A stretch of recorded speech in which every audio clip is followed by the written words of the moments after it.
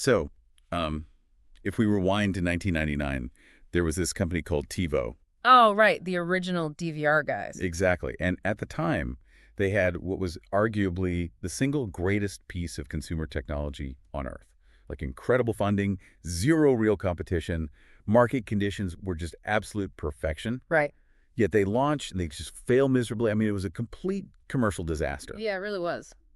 But then you look a few decades earlier and you've got this bicycle shop in Ohio, no money, no government grants, literally zero college graduates on their staff, Yeah. and yet they build a working airplane before the highly funded U.S. War Department. It sounds completely counterintuitive when you look at it purely on paper, right? Totally. Because the people with all the tangible advantages, the money, the tech, the resumes, they just lose out to the underdogs. We always sort of assume that communication and persuasion work like this math equation. Like insert facts, receive results.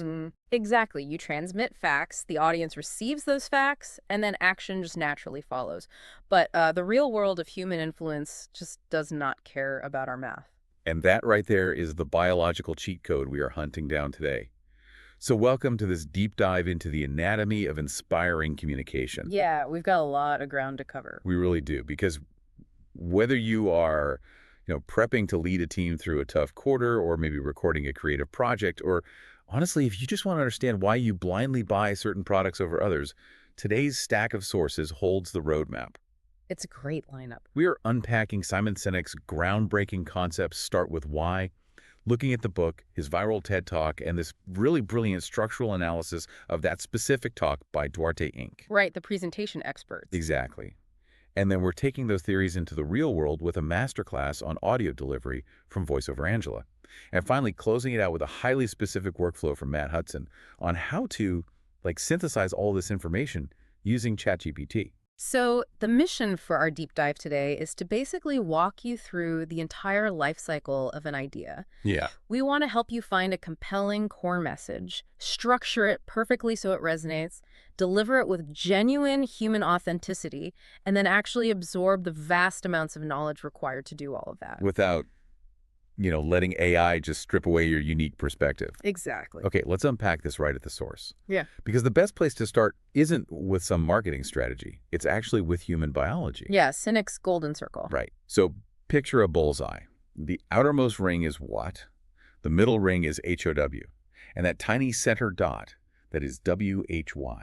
Which seems simple enough. It does, but think about it. Every organization, and frankly, every person you interact with, they all know what they do. Sure. Some know how they do it, like their unique value proposition. But very, very few know WHY they do it.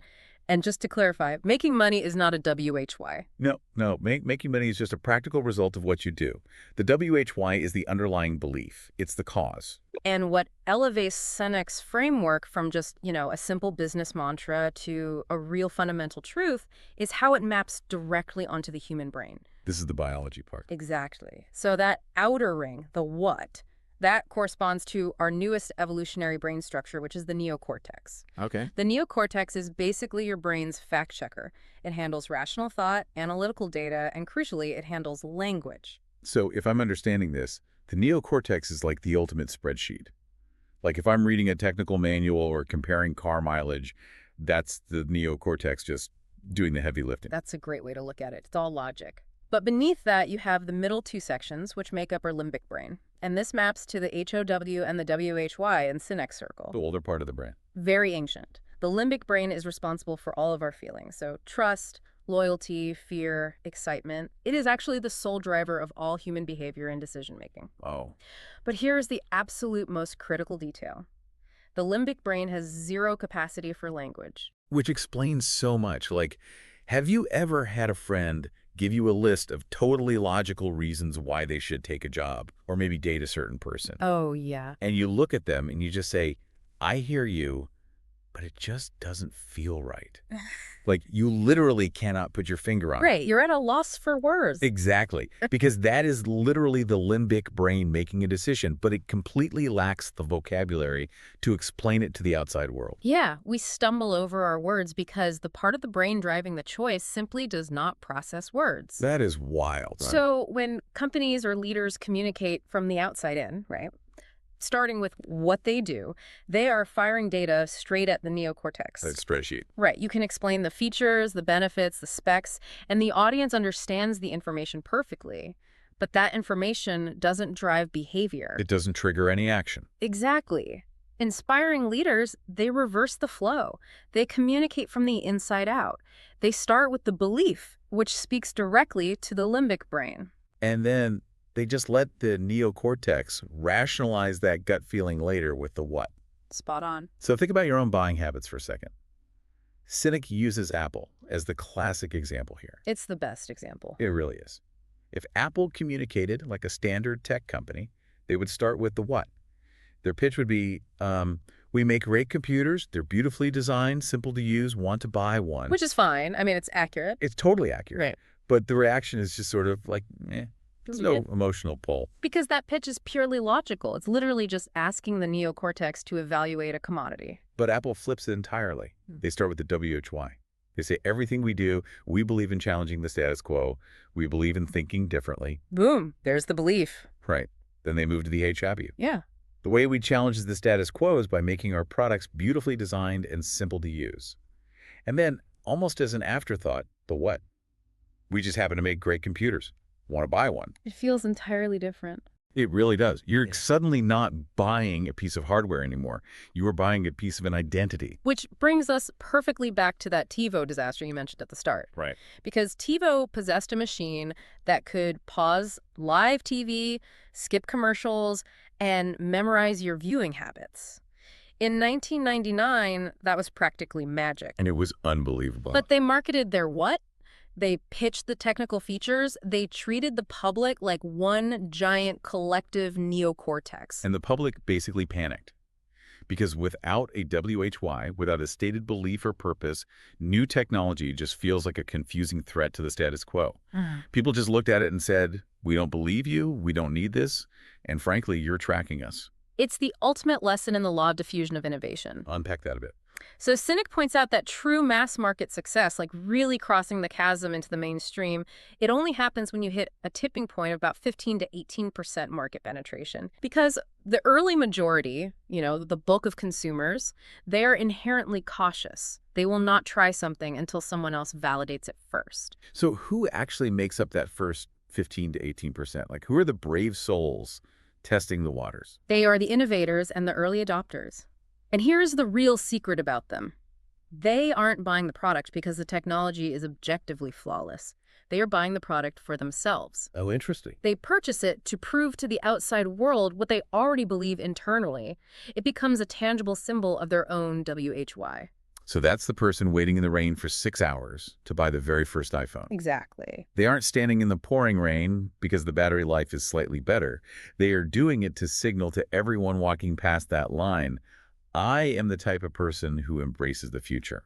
It's purely an identity marker. It's the exact same reason people get the Harley-Davidson logo tattooed on their arms. Yeah. You do not see people tattooing the Honda logo, even if Honda makes a perfectly logical, super reliable motorcycle. Identity drives the extreme behavior.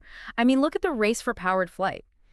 Samuel Pierpont Langley had this massive grant from the War Department. He had everything. He really did. He had the best minds from Harvard, a seat at the Smithsonian, the press was documenting his every single move, but his underlying WHY was simply to be rich and famous. So he was entirely focused on the result, the what. Exactly. And when you only chase the what, you attract employees, not believers. Right. People worked for Langley for a paycheck. But Orville and Wilbur Wright, they were driven by a profound cause. They believed that powered flight would fundamentally change the course of human history. And that belief is what attracted their team. Right. They attracted a team that worked with blood, sweat, and tears for almost no money. And the ultimate proof of this, the day the Wright brothers finally took flight, Langley just quit. He didn't even try to improve the technology. Nope, because he didn't care about the technology. He just wanted the fame of being first. Okay, so knowing your WHY is clearly the undisputed foundational core of your message. You have to start there. Absolutely. But if we know the limbic brain doesn't process language well, how do you actually structure the words in a presentation or a script so that they bypass the neocortex and trigger that emotional response? Like, are we just supposed to talk in vague poetry? No, not poetry, but rhythm. And this is where the Duarte analysis of Sinek's own TED Talk becomes incredibly illuminating. Right, the Duarte structural breakdown. Yes. Sinek's talk has over 83 million views now. And it wasn't just the golden circle concept that made it go viral. It was the specific architectural structure he used to deliver it, a pattern that Nancy Duarte calls the spark line. I found this part of the research so fascinating because it proves that great communication isn't accidental, it's completely engineered. So what exactly is a spark line? The spark line is a structural pattern found in many of history's most persuasive speeches. From Martin Luther King Jr.'s I Have a Dream, all the way to Steve Jobs' iPhone launch. Wow.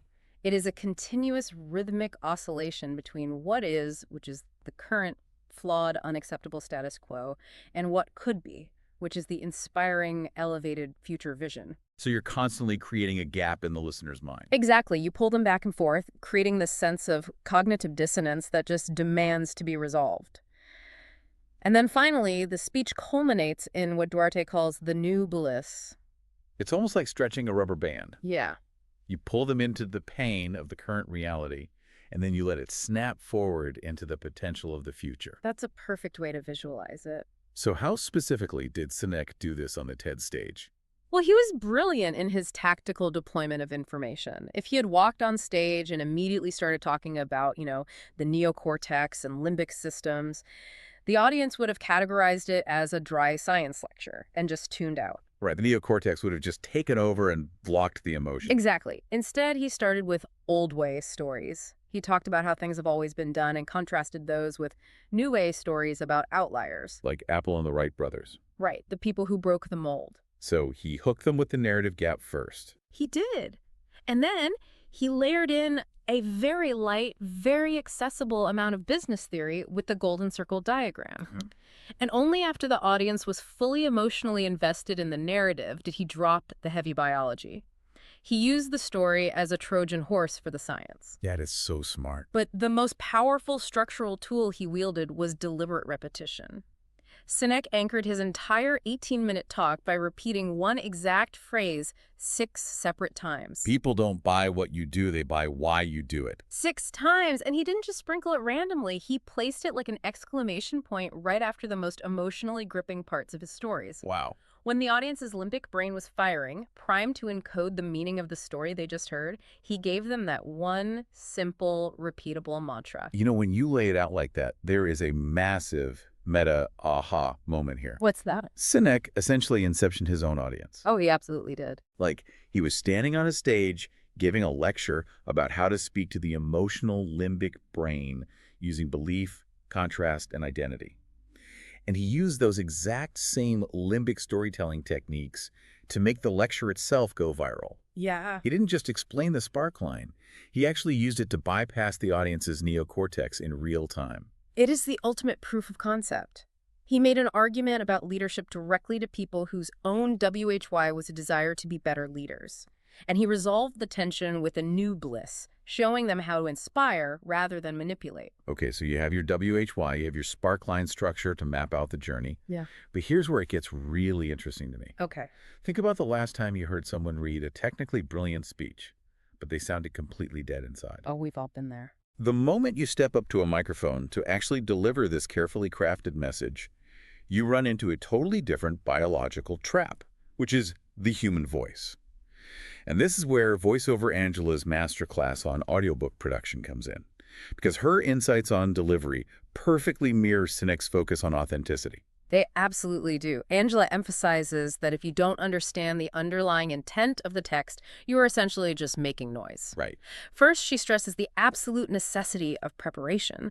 You cannot just cold read a script. You have to read the manuscript beforehand to internalize the why behind the story and the motivations of all the characters. Because if you don't know the author's WHY, you are just reading words off a page. You're just giving the listener the what. Exact. And practically speaking, she shares this hilarious but honestly terrifying anecdote about the danger of not prepping. Oh, the accent story. Yes.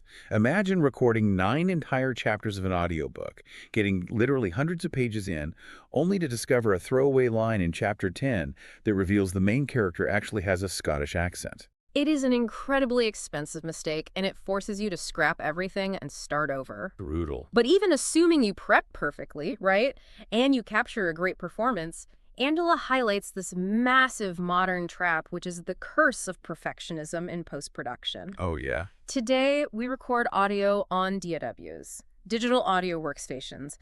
These programs feature spectral displays, which essentially turn sound into a visual heat map right on your screen. You can literally see every single sound wave. You see every breath, every microscopic mouth click, the rustle of a shirt. It's all right there in these bright neon colors. And when you can see it all, the immediate temptation is to sanitize it, to wipe it all out and make it mathematically perfect. Just erase the human. Exactly.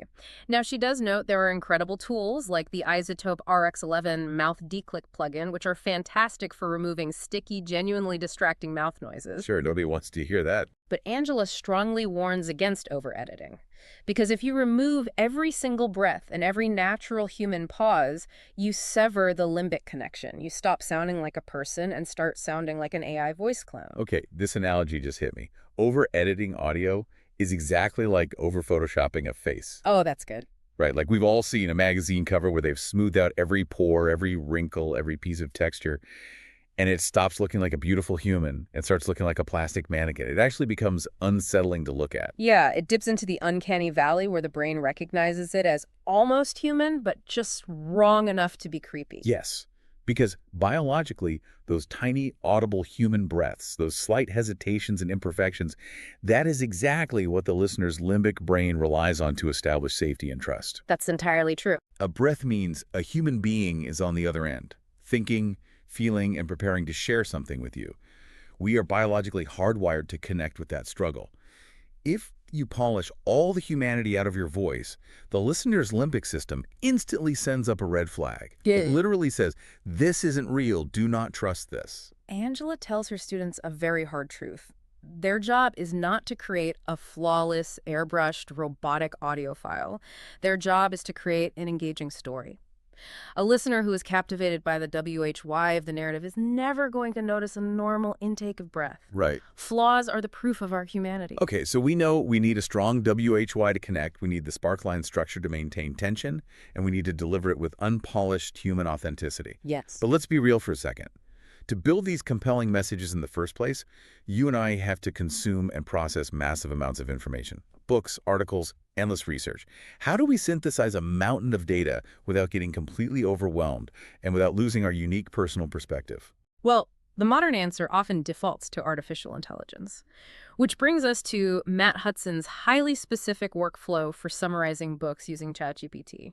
Okay. What Hudson has developed is essentially a masterclass in using AI as a synthesis tool to amplify your understanding, rather than treating it as an oracle that just replaces your critical thinking entirely. See, my instinct with ChatGPT is always just to upload a massive PDF of a book and say, hey, summarize this for me. But I'm guessing that completely bypasses the limbic connection we just spent the last 20 minutes talking about. It bypasses the human connection completely, and honestly, it also fails on a purely technical level. How so? AI models have strict limitations. First, they have knowledge cutoffs. They might not have been trained on a book released last week. Right. Second, there are strict context windows and prompt limits. Hudson notes a practical limit of around 1,500 words for an effective prompt. You simply cannot feed it an entire manuscript and expect a nuanced output.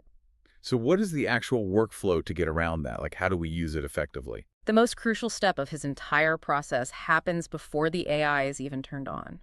Hudson insists that you must take notes in your own words as you consume the material. Okay. He physically walks while listening to audiobooks and uses voice-to-text on his phone to capture his raw thoughts. You aren't just highlighting the author's exact sentences, you are verbalizing your own reactions, your own objections, and your own aha moments in real time. Oh, I see. You are capturing your own limbic response to the material before it evaporates. Yes. And walking probably helps too, like keeping the body occupied so the mind can actually focus. Precisely. Once you have that raw data, you review it. You categorize those personal notes by theme, and you extract only the excerpts that are strictly relevant to the specific project you are working on. You create a highly curated, deeply personalized document. And then? Only then do you bring ChatGPT into the equation. And what is the actual prompt? What do you tell the AI to do with this curated document? He uses a very strict command. He asks the AI to write a detailed summary incorporating his provided notes and instructs it to pull in relevant external web context to fill in any factual gaps. But it must use as many details from his notes as possible to anchor the piece. I love this approach.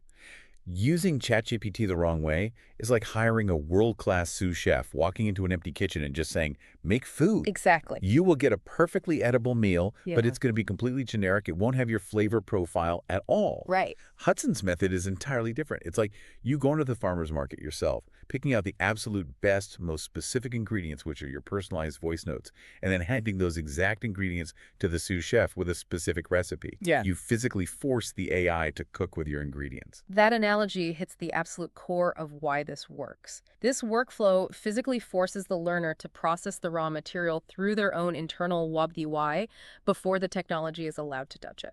The AI is not doing the critical thinking. You, the human, are doing the critical thinking in the physical world. The AI is merely acting as a high-speed organizational tool, synthesizing your output. It basically creates a firewall that prevents the technology from stripping away your unique perspective. It keeps the human firmly in the driver's seat. Yes, it does. Okay, we have covered an immense amount of ground today, from brain biology to audio plugins. Let's pull all of this together for you, the listener. Let's do it. If you want to communicate in a way that actually moves people and drives action, it all starts with biology. You have to start with your WHY, your core driving belief, because that is the only language the decision-making limbic center of the brain actually understands. And once you have unearthed that WHY, you must give it architectural structure. Use the sparkline to create narrative tension, oscillating back and forth between the flawed reality of what is and the inspiring vision of what could be. And when it comes time to physically speak those words, you must embrace your human imperfections. Do not let digital tools polish away every breath and flaw until you sound like a robotic clone. Your messy humanity is the actual bridge that builds trust with your audience's limbic system. Finally, as you gather the knowledge required to build these messages, use AI tools like ChatGPT to amplify your insights, not to replace the hard work of critical thinking. You have to process the information through your own lived experiences first. Because whether you are trying to inspire a burned-out team at work, convince investors to fund a new business, narrate a 10-hour audiobook, or just retain more of the nonfiction you read, real influence always comes down to genuine connection. Always. It is never about manipulation, and it is certainly not about achieving robotic mathematical perfection. Tinnick said it best. It is always about finding the people who believe what you believe. So we'll leave you with this final, somewhat unsettling thought to mull over long after this deep dive ends. We know for a biological fact that our limbic brain is hardwired to crave and trust authentic human belief. It constantly scans the environment looking for the messy, breathing, passionate reality of another living person. So what happens to societal trust as we increasingly outsource our emails, our scripts, and our daily content to generative AI models? That is the big question. Right. These are tools that possess immense logic, perfect grammar, and endless data, but have absolutely no limbic system, no breathing lungs, and fundamentally, no true WHY. When the world is full of perfect whats, how will we know who to trust? It is the defining question of our era, and one we will all have to answer very soon. Until next time, keep digging deeper.